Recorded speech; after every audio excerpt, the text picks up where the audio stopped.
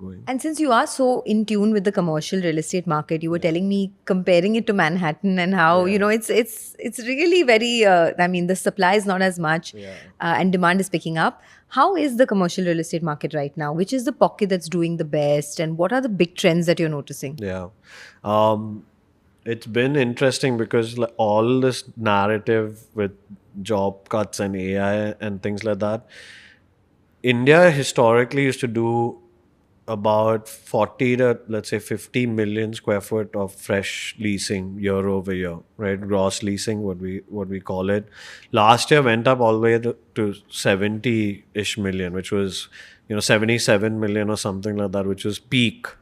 This first half of FY20 of this calendar year 25 has been something like 48 million, which means we're like on track to cross 80, and maybe get closer to 90. That is, insane trajectory. I mean, I don't think globally anywhere in the world type office leasing is happening at this scale.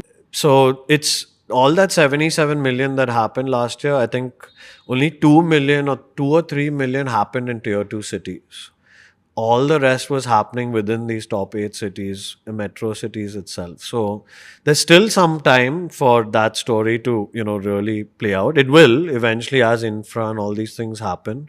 So Bangalore, Hyderabad are big growth drivers. Gurgaon continues to be that NCR belt continues to be a big driver.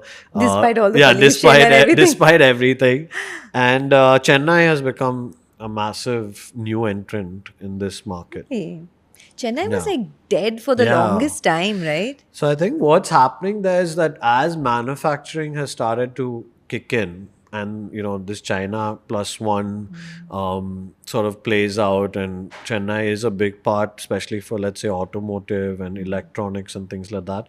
The service offices for a lot of those units, is something that I think is driving a big part of the demand. So the GCC part of, let's say, a Kia Motors or something like that, Okay. getting set up over there. So Yeah. commercial is picking up in Chennai. Interesting. So Jeffries has come out with this really aggressive report, positive report on the company saying that there's a 25% revenue growth, 22% EBITDA growth over the next couple of years that they are projecting. Yeah. Are these reasonable estimates, or do you think that it would be hard to meet that? Yeah.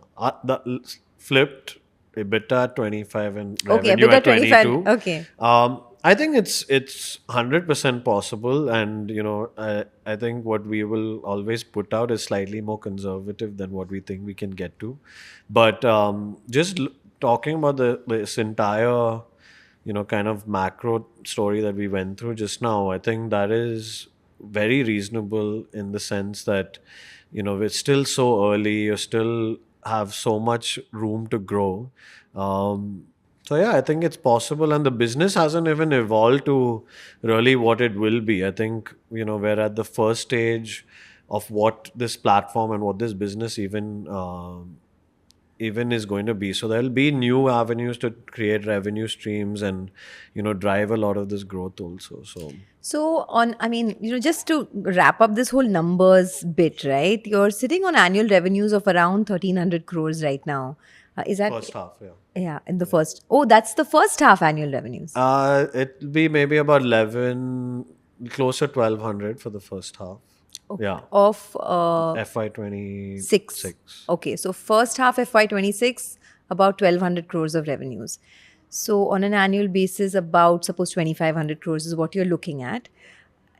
How much do you think you can take that to over the next 5 years? I mean, you must be having some kind of 5-year game plan.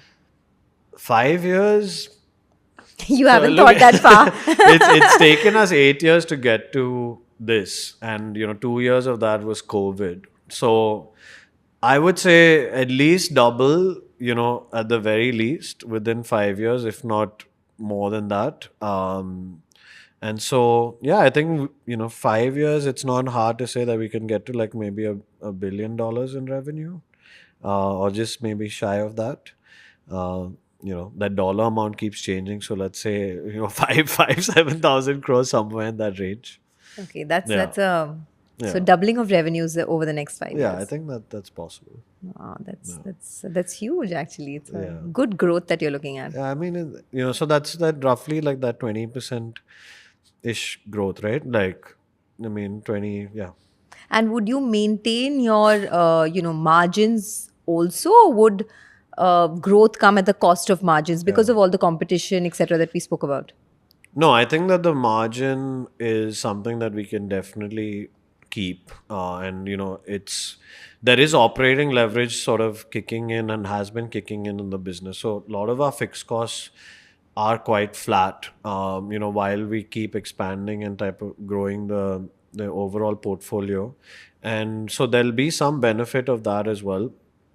I think generally, overall rentals themselves are moving up quite fast because of this demand supply shortage. So there's some ability to move price, constantly kind of keep moving price up also while giving some savings to the customer.